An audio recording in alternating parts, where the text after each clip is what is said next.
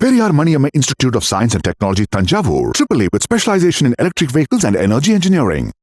Welcome to IPS finance. என்எஸ்சியை பொறுத்த வரைக்கும் இன்னைக்கு காலையில மார்க்கெட் ஓப்பன் ஆனது ஹை ரெண்டுமே ஒரே புள்ளிகள் தான். 24,703, லோ 24,427. நிப்டி 50 முடிஞ்சதுன்னு பாக்குறப்ப 159 புள்ளிகள் சரிஞ்சு 24,614 வந்து முடிஞ்சிருக்கு. அதுல ஒரு சின்ன கன்ஃபியூஷன் இருக்கு. அது என்னங்கிறத நம்ம நாகப்பன் சார் டீட்டெயிலா வந்து பேசுவோம். இன்னைக்கு என்எஸ்சியில மொத்தமா ட்ரேட் ஆன ஸ்டாக்ஸ் வந்து பாக்குறப்ப 3,434, அதுல அட்வான்ஸ் 1,602, டிக்ளைன் 1,708, அன்சேஞ்சு 124. அப்பர் சர்க்கியூட்டை ஹிட் பண்ண stocks 125, lower circuit 77, 52 week high 141, low 30. இன்னைக்கு பிராடர் மார்க்கெட் இண்டிசஸ்ல பெரிய வித்தியாசங்கள் எதுவுமே இல்ல. செக்டோர் இண்டிசஸ்ல நிப்டி மீடியா 2 புள்ளிகள் ஏற்றம், நிப்டி ரியாலிட்டி 2 புள்ளிகள் இறக்கம். இந்த 2 செக்டார்லயும் எப்பயுமே ஹை வால்டாலிட்டி இருக்கிறதா நம்ம கடந்த காலங்களையும் பார்த்திருக்கோம். பிஎஸ்சி மார்க்கெட் சென்செக்ஸை பொறுத்த வரைக்கும் 210 புள்ளிகள் சரிஞ்சு 78,428 முடிஞ்சிருக்கு. எம்சிஎக்ஸ் சந்தையை பொறுத்த வரைக்கும் க்ரூட் ஆயில் 2.17% ஏற்றத்தோட 7,811 ட்ரேட் ஆகிட்டு இருக்கு. கோல்டை பொறுத்த வரைக்கும் 0.41% ஏற்றத்தோட 1,43,497 ட்ரேட் ஆகிட்டு இருக்கு. சில்வரை பொறுத்த வரைக்கும் 1.06% ஏற்றத்தோட 2,19,041 ட்ரேட் ஆகிட்டு இருக்கு. அதே மாதிரி நாளைக்கு தமிழ்நாடு அரசு டிவிக்கு ஆட்சி அமைச்சவனே முதல் பட்ஜெட்டை தாக்கல் செய்ய போறாங்க. அந்த பட்ஜெட்ல நம்ம என்ன எதிர்பார்க்கலாம் அப்படிங்கறத பத்தியும் நாகப்பன் சார்கிட்ட பேசலாம். ஷோவை கடைசி வரைக்கும் கேளுங்க. மறக்காம உங்களுடைய கேள்விகளையும் கருத்துக்களையும் பதிவிடுங்க. விகடன் வாட்ஸ்அப் சேனலையும் ஜாயின் பண்ணுங்க. அதுக்கான லிங்க் டிஸ்கிரிப்ஷன்ல கொடுத்திருக்கோம். சார் வணக்கம். வணக்கம் சிபி. ஒரு படத்துல எனக்கு ஒரு உண்மை தெரிஞ்சாகணும் சாமின்னு சொல்லுவாங்க. ஆமா, அந்த மாதிரி எனக்கு இன்னைக்கு ஒரு உண்மை தெரிஞ்சாகணும் சார். என்ன உண்மை? இன்னைக்கு மார்க்கெட் உண்மையாலுமே எத்தனை புள்ளியில தான் முடிஞ்சிருக்கு? 310 புள்ளிகள் சரிவுல முடிஞ்சிருக்கா அல்லது 159 புள்ளிகள் சரிவுல முடிஞ்சிருக்கா சார்? நீங்க அவுட் ஆஃப் சிலபஸ் கேள்வி எல்லாம் கேக்குறீங்க. இது என் சிலபஸ்லயே எனக்கு இல்லையா, சந்தையில பாதி பேருக்கு இதுக்கு பதில் தெரியுமாங்கிறது சந்தேகம் தான். ஏன்னா 3.25 அந்த எஃப்என்டோல இருக்கக்கூடிய ஸ்டாக்கினுடைய கேஷ் மார்க்கெட், அது நல்லா ஒரு நேரத்தை சொன்னது சில பேருக்கு புரியலன்னு நான் நினைக்கிறேன். ஃபியூச்சர்ஸ் அண்ட் ஆப்ஷன்ஸ்ல இருக்கக்கூடிய பங்குகள் தொடர்ந்து ஃபியூச்சர்ஸ் அண்ட் ஆப்ஷன்ஸ்ல ட்ரேட் ஆகிட்டு இருக்கும். அதுல ஒன்றும் மாறுதல் இல்லை, வழக்கம் போல மற்ற பங்குகளோடு சேர்ந்து 3.5 வரைக்கும். ஆனால் அந்த ஃபியூச்சர்ஸ் அண்ட் ஆப்ஷன்ஸ்ல இருக்கக்கூடிய அந்த டெரிவேட்டிவ்ல இருக்கக்கூடிய பங்குகள் கேஷ் மார்க்கெட்ல 3.25 ட்ரேடிங் நின்றோம், ஸ்பாட் மார்க்கெட்ல. அதுக்கு பிறகுதான் அந்த போஸ்ட் கிளோசிங் செஷன்ங்கிறத கொண்டு வர்றாங்க. இப்ப இந்த பிரச்சனையே அதனால வந்ததுதான். நேற்று எப்படி ஒரு கணிசமான வித்தியாசம் இருந்ததோ இன்னைக்கு கூட பாத்தீங்கன்னா நிப்டியை விட சென்செக்ஸ்ல அதிகமான வேரியேஷன். நிப்டி 159 புள்ளி இறக்கத்துல முடிவடைஞ்சிருக்கு, சென்செக்ஸ் 210 புள்ளிகள் இறக்கத்துல முடிவடைஞ்சிருக்கு. இது ஒரு அந்த ஈக்குவேஷன் சரியா இல்லைங்கிறது உங்களுக்கு தெளிவாக தெரியும். எப்போதும் இருக்கக்கூடிய அந்த ஈக்குவேஷன்ல அது இல்லைங்கிறதே நமக்கு தெரிகிறது. இதுல பாத்தீங்கன்னா நீங்க காரணம் இந்த புதிதாக அறிமுகப்படுத்தப்பட்டிருக்கக்கூடிய இந்த க்ளோசிங் ஆக்ஷன் சிஸ்டம் இருக்கு இல்லையா, இந்த சிஸ்டம் தான். க்ளோசிங் ஆக்ஷன் சிஸ்டம்ல எல்லா ஆர்டர்ஸையும் அந்த 3.25 அப்புறமா பூல் பண்ணி ஒரே டயத்துல எக்ஸிக்யூட் பண்றோம். அதனால யாரும் பிரைஸை மேனிபுலேட் பண்ண முடியாது, அதீத ஏற்ற இறக்கங்கள் இருக்காது அப்படிங்கிறது தான் செபியினுடைய என்எஸ்சியினுடைய பங்குச்சந்தை பிஎஸ்சி எல்லாருடைய எதிர்பார்ப்பும். அது நடந்திருக்கானா நேற்றுக்கு நடக்கல, இன்னைக்கும் நடக்கல. இன்ஃபேக்ட் கவுண்டர் ப்ரொடக்டிவா அவர்கள் எதிர்பார்த்ததை விட அதிக வாலட்டிலிட்டி, அதிக ஏற்ற இறக்கங்களோடு நம்பகத்தன்மையை கேள்வி கேட்பது போலெல்லாம் இருக்குது. இதுல என்ன காரணம்னு நான் சொல்லிடுறேன். 2-3 காரணங்கள். ஒன்று, இன்னும் இந்த சிஸ்டத்தை சரியா புரிஞ்சுக்கலைன்னு தகவல் சொல்ல எனக்கு ரொம்ப ஆச்சரியமா இருந்தது. ஏன்னா தொடர்ந்து தேசிய பங்குச்சந்தையா இருக்கட்டும், அவங்க எல்லாருமே இதுக்கு பங்குச்சந்தைகள் எல்லாமே இதுக்கு மார்க் ட்ரேடிங்னு சொல்றது, இதுக்கு ஒரு பயிற்சி கொடுப்பதற்கு இதுக்கு முன்கூட்டியே பண்ணாங்க. பட் என்னதான் இருந்தாலும் இந்த மார்க் ட்ரேடிங்கிறது ஒரு புக் கிரிக்கெட் மாதிரி. கமெண்டேட்டர் பாக்ஸ்லயோ அல்லது பார்வையாளர் இதுல கேலரியில உட்காந்துக்கிட்டு நம்ம கமெண்ட் அடிக்கலாம், இவர் அப்படி அடிச்சிருக்கலாம், விராட் கோலி அந்த பால் இப்படி ஃபேஸ் பண்ணிருக்கலாம்னு நம்ம அங்க நின்னாதான் நமக்கு என்னங்கிறது தெரியும். அந்த ஆக்சுவல் நேற்று நடந்திருக்கு, இன்னைக்கு நடந்திருக்கு. அப்ப வேறு மாதிரியா இருந்திருக்கு. மார்க் ட்ரேடிங் கொடுத்து ட்ரைனிங் கொடுத்தால் கூட அந்த பயிற்சியை தாண்டி இதை உண்மையிலேயே ஆக்சுவல் வால்யூம் நடக்கும் பொழுது வித்தியாசமா இருக்குங்கிறது நம்ம தெரிஞ்சுக்கிறோம். சோ நிறைய பேர் இன்னமும் இந்த சிஸ்டத்தை முழுமையா புரிஞ்சுக்கல. ஒரு சில அலுவலகங்கள்ல எனக்கு ஆச்சரியமா இருந்தது, பேசும்பொழுது 3.25 திடீர்னு மார்க்கெட் முடிஞ்சிருச்சு சார்ங்கிறாங்க. அப்படிலாம் இல்ல, அது ஏற்கனவே சொல்லப்பட்டதுதான். எஃப்என்டோல இருக்கக்கூடிய பங்குகளுடைய கேஷ் ட்ரேடிங் மட்டும் 3.25 முடியுது. அதற்கு அவர்கள் தயாராக இல்லை அப்படிங்கிறத காட்டுகிறது. இது 2வது விஷயம். அதனால இது ஓரிரு நாட்களாக இதை எல்லோரும் முழுமையாக புரிந்து கொள்வதற்கு. இது ஒரு பக்கம். இதை தாண்டி இதன் அடிப்படையில விலையை நிர்ணயம் செய்யணும்னா என்னை பொறுத்த வரைக்கும் செபியோ என்எஸ்சியோ பிஎஸ்சியோ குறிப்பிட்ட அளவு வால்யூம் இருந்தாதான் அந்த ட்ரேடை அலோவ் பண்ணுவோம். அப்பதான் அந்த பிரைஸ் க்ளோசிங் பிரைஸ் அனௌன்ஸ் பண்ணுவோம்னு சொல்லணும். ஏன்னா நேற்று பாத்தீங்கன்னா அந்த போஸ்ட் க்ளோசிங் மாதிரியான அந்த கேஷ் இந்த செஷன்ல பாத்தீங்கன்னா மிக குறைவான வால்யூம் தான் நடந்திருக்கு. சாதாரண நாட்கள்ல 3ல இருந்து 3.5 வரைக்கும் நடக்கிற வால்யூம் அந்தந்த எந்தெந்த வால்யூம்ல 100 ஷேர் 150 நடந்துச்சுன்னா 100 × 150, 200 ஷேர் 300 நடந்துச்சுன்னா 200 × 300. அப்ப அந்த டோட்டல் அந்த பெருக்கின அமௌண்ட்டை வந்து அந்த மொத்த பங்குகளுடைய எண்ணிக்கையில வகுத்து பார்த்தா வெயிட்டட் ஆவரேஜ் பிரைஸ் கிடைக்கும். வால்யூம் வெயிட்டட் ஆவரேஜ் பிரைஸ் எவ்வளவு வால்யூம் நடந்ததோ அதுக்கு அதால வகுத்து பார்க்கணும் அந்த மொத்த விலையை. சோ அது நடந்துகிட்டு இருந்துச்சு. அதுல ஒரே ஒரு சிக்கல் என்ன கண்டுபிடித்தார்கள் என்றால் 3 மணியிலிருந்து 3:30க்குள்ள நடக்கக்கூடிய வால்யூம் இந்த weighted average price, volume weighted average price முன்பு இருந்த சிஸ்டம் 3:01க்கு ஒரு 10,000 ஷேர் ட்ரேட் ஆகுது ஒரு குறிப்பிட்ட விலையில ₹100 வச்சுக்குவோம். அதுக்கப்புறம் ஒண்ணுமே நடக்காமல் 3:29க்கு ஒரே ஒரு பங்கு அல்லது ஒரு 100 பங்கோ 200 பங்கோ அதை விட வித்தியாசமான விலையில நடக்குதுன்னா ரெண்டையும் ஆவரேஜ் பண்ணி தான் போடுவாங்க. அப்ப 3 மணி 1 நிமிடத்துக்கு இருந்த விலை வேற, 3:29க்கு இருந்த விலை வேற. அப்படிங்கும் பொழுது உண்மையிலேயே க்ளோசிங் பிரைஸை பிரதிபலிப்பதாக இருக்காதுங்கிறதுனாலதான் இந்த வெயிட்டட் ஆவரேஜ் பிரைஸை கொண்டு வந்தாங்க. ஏன்னா இது வந்து 3:15 to 3:30க்குள்ள அந்த விண்டோ நேற்று சொன்னோம் இல்லையா, அந்த எக்ஸ்பிளைன் பண்ண விண்டோக்குள்ள எல்லா ஆர்டர்ஸையும் போட்டு மாடிஃபை பண்றவங்க பண்ணிக்கலாம், வித்ட்ரா பண்றவங்க பண்ணிக்கலாம். ஒரு குறிப்பிட்ட காலத்துக்கு அப்புறம் ரெண்டும் பண்ண முடியாது, ஆர்டர் மேட்சிங் நடக்கும்.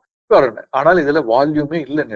நேற்று வந்து இதுல வந்து அதிக அளவுல வந்து வணிகம் நடக்கல.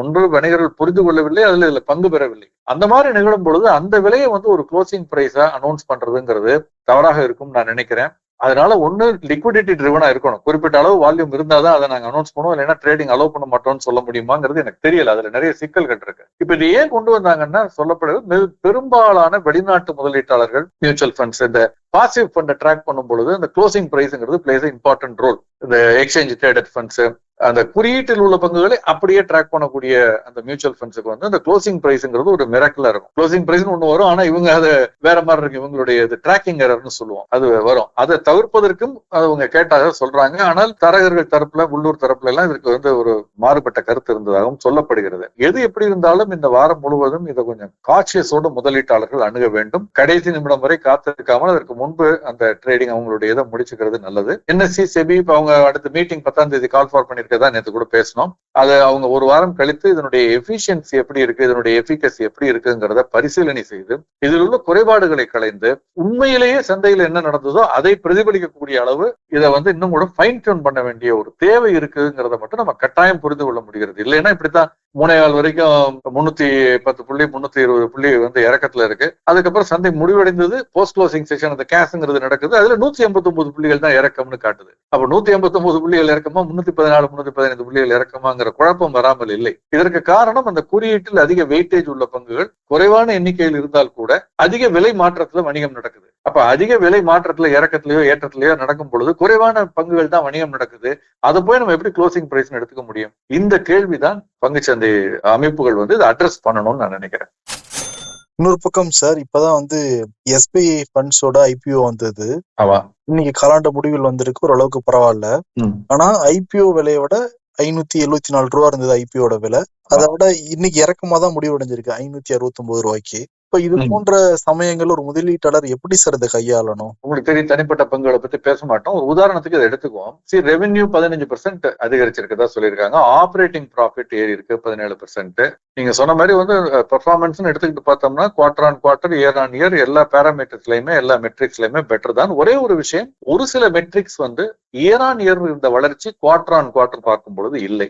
ரெவென்யூ ஃப்ரம் ஆபரேஷன்ஸோ ஆப்ரேட்டிங் ப்ராஃபிட்டோ அது வந்து குவார்டர் ஆன் குவார்டர் பார்க்கும் பொழுது கொஞ்சம் குறைவாக இருக்குது இயர் ஆன் இயர் எடுத்ததை விட. அது ஒரு சின்ன காரணமாக இருக்கலாம். பட் அதை தாண்டி மற்ற மெட்ரிக்ஸ் எல்லாமே வந்து பை அண்ட் லார்ஜ் பெட்டரா தான் இருக்கு. Whether it is operating profit மார்ஜினா இருக்கட்டும் அல்லது ரிட்டர்ன் ஆன் ஈக்விட்டி, இப்படி எல்லாமே பார்க்கும் பொழுது சென்ற ஆண்டை விட இந்த ஆண்டு பெட்டரா தான் இருக்குங்கிறதை மறுப்பதற்கில்லை.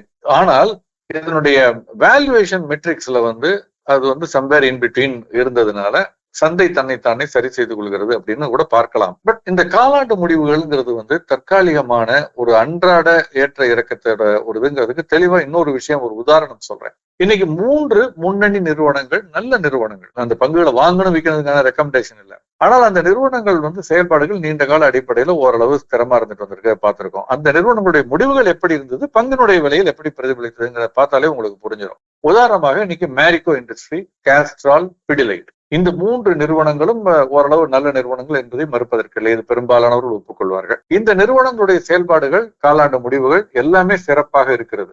அது நிகர லாபமா இருக்கட்டும், ரெவென்யூவா இருக்கட்டும், இபிட்டா இருக்கட்டும், இபிட்டா மார்ஜினா இருக்கட்டும், எல்லாமே கணிசமான ஏற்றத்துல ஏறானியர் பார்க்கும் பொழுது சரி, காலாண்டுக்கு காலாண்டா இருந்தாலும் கணிசமான ஏற்றத்தில் இருக்கிறது நம்ம பார்க்க முடிகிறது.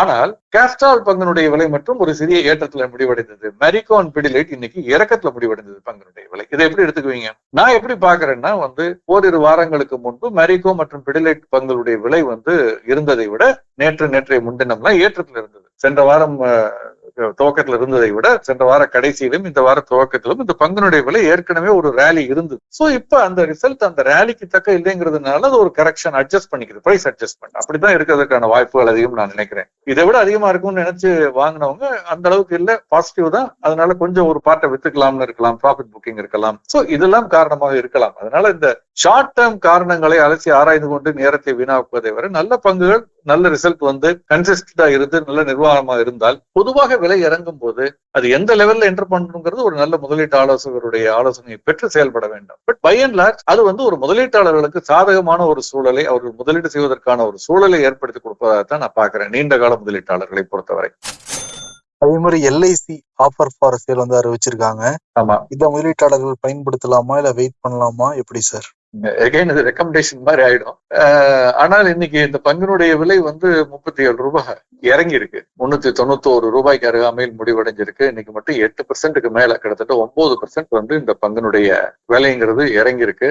இத்தனைக்கும் பாத்தீங்கன்னா அவங்க வெளிவர்றது மிக குறைவான எண்ணிக்கை. விலை 382 ரூபாய், பங்கு ஒன்றுக்கு 382 ரூபாய் ஆஃபர் ஃபார் சேல் நாளைக்கு ஒரு நாள் இருக்கிறது. இன்னைக்கு நான் ரீட்டைலுக்கு, நாளைக்கு சிறு முதலீட்டாளர்களுக்கு 382 ரூபாய் ஆஃபர் ஃபார் சேல் விலை. அதாவது இந்த விலை அது கட் ஆஃப் பிரைஸ் எப்படி இருக்குங்கிறது டிமாண்ட் அண்ட் சப்ளை பொறுத்து இதுல கூட குறைச்சு அது மாறலாம் சொல்லியிருக்காங்க.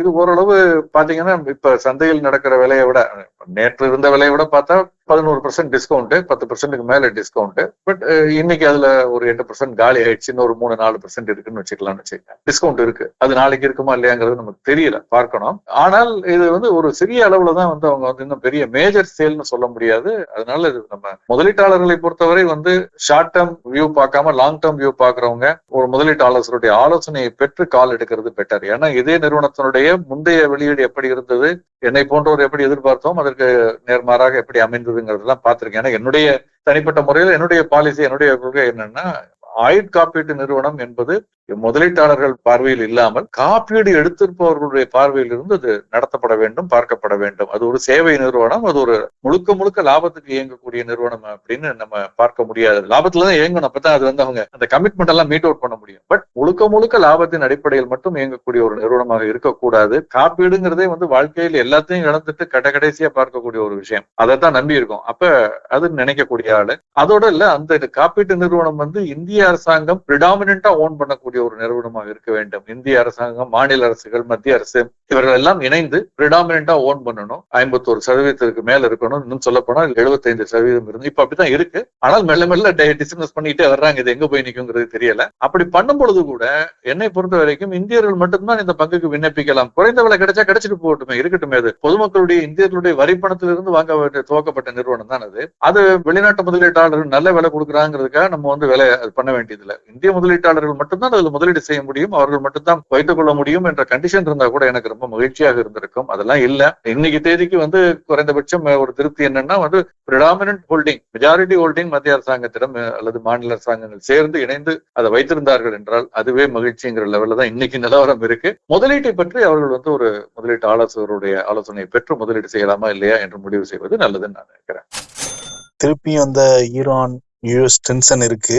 ஆமா, அது ஆல்ரெடி எல்லாரும் ஏற்ற இருக்கத்தை பார்த்து டயர்ட் ஆயிட்டோம் சார். ஆமா, திருப்பி ஏதாவது வருமா சார், இல்ல அவங்க பாட்டு அடிச்சுப்பாங்க, நம்ம மார்க்கெட் எல்லாம் ஸ்டேபிள் ஆயிடுச்சு நம்ம நினைச்சுக்கலாமா சார்? இல்லைங்க, இன்னைக்கு பொறுத்த வரைக்கும் அதி தீவிரமான ரொம்ப முக்கியமான ஏதாவது ஒரு விஷயங்கள் இருந்தால் ஒழிய அது பெரிய தாக்கத்தை ஏற்படுத்தாது. குறைந்த காலத்துல பார்க்கும் பொழுது நாளைக்கு சந்தையினுடைய போக்கு அப்படின்னு பாத்தீங்கன்னா, மத்திய ரிசர்வ் வங்கியினுடைய 2 மாதங்களுக்கு ஒரு முறை மத்திய ரிசர்வ் வங்கியினுடைய சந்திப்பின் பிறகு வெளியாகக்கூடிய அந்த கடன் கொள்கை, அதை பற்றிய அறிவிப்புகள் இருக்கு. சுமார் 10 மணியை போல மத்திய ரிசர்வ் வங்கி கவர்னர் அதை அறிவிப்பார். அது சந்தையில் அதுல ஏதாவது மேஜர் மாறுதல்கள் இருக்க வாய்ப்பு குறைவுன்னு தான் நான் நினைக்கிறேன். நேற்று சொல்லியிருந்தீங்க சார், அதுல அதே கருத்துல இருக்கீங்களா, ஏதாவது மாற்று கருத்து இருக்கா சார்? இப்ப இல்ல, அதேதான் என்னுடைய கருத்துல எந்த விதமான மாற்றமும் இல்லை. அது பெரிய மாறுதல்கள், சிக்னிபிகண்டான சேஞ்சஸ் எதுவும் இருப்பதற்கான வாய்ப்புகள் மிக குறைவு. பெரும்பாலும் ஸ்டேட்டஸ் கோ கண்டினியூ ஆகும். மாறுதல் இருந்தால் மிகச்சிறிய மாறுதலாக இன்சிக்னிபிகண்டா தான் இருக்கும். அதனால சந்தையில் அதனுடைய தாக்கம் பெரிய அளவுல இருப்பதற்கான வாய்ப்புகள் மிக மிக குறைவு. சார், மார்க்கெட்டை பத்தி எல்லாம் ரொம்ப டீட்டெயிலா பேசியிருக்கீங்க. ஆமா, நாளைக்கு பட்ஜெட் தாக்கல் செய்ய போறாங்க. இந்த அரசியல் ரீதியான கேள்வி இல்ல, அரசியலே நீங்க காலையில இருந்து பாத்துட்டு இருப்பீங்கன்னு நினைக்கிறேன். தமிழ்நாடே பயங்கரமா அல்லோட பட்டுக்கிட்டு இருக்கு. இது அரசியல் கேள்வி இல்ல, பொருளாதார கேள்விதான் இது. நீங்க பொருளாதார கேள்விதான் கேட்பீங்கன்னு தெரியும், கேளுங்க. நாளைக்கு என்ன சார் நீங்க பட்ஜெட்ல எதிர்பார்க்கறீங்க? பட்ஜெட்டை பொறுத்த வரைக்கும் அது மத்திய அரசோ மாநில அரசோ என்னை பொறுத்த வரைக்கும் அவங்களுக்குன்னு ஒரு FRBM ஆக்ட் இருக்கு மத்திய அரசுக்கு, அந்த மாதிரி மாநில அரசுக்கும் இருக்கணும். அந்த வரவுக்குள் செலவு இருக்கணும். வரவை மீறிய செலவு இருந்துச்சுன்னா, ஏன்னா பட்ஜெட்டுங்கிறது அதுதான், அது வரவுக்குள்ள செலவு இல்லாம வரவு மீறிய செலவுன்னா அந்த செலவுக்கு பணத்தை என்ன பண்ண போறீங்க? திரும்ப மீண்டும் மக்களிடம் வரி போட்டு அந்த வரி பணத்தை இது பண்ணணும். அதுக்கான வரி வசூல் செய்வதற்கான சாத்தியக்கூறுகள் மாநில அரசுக்கு இப்ப குறைஞ்சிருக்குங்கிறது நம்ம தொடர்ந்து பேசிட்டு இருக்காங்க.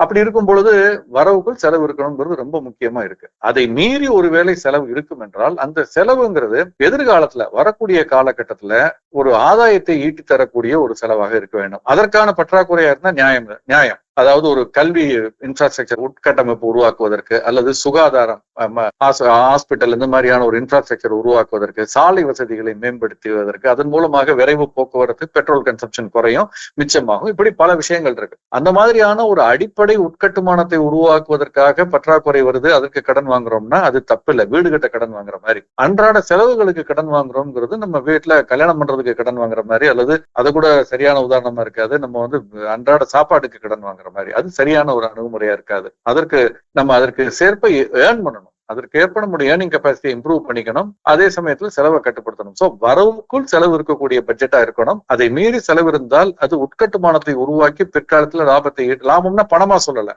ஒரு நல்ல சமுதாயத்தை உருவாக்கக்கூடிய ஒரு சோசியல் இன்ஃப்ராஸ்ட்ரக்சரா கூட இருக்கணும்.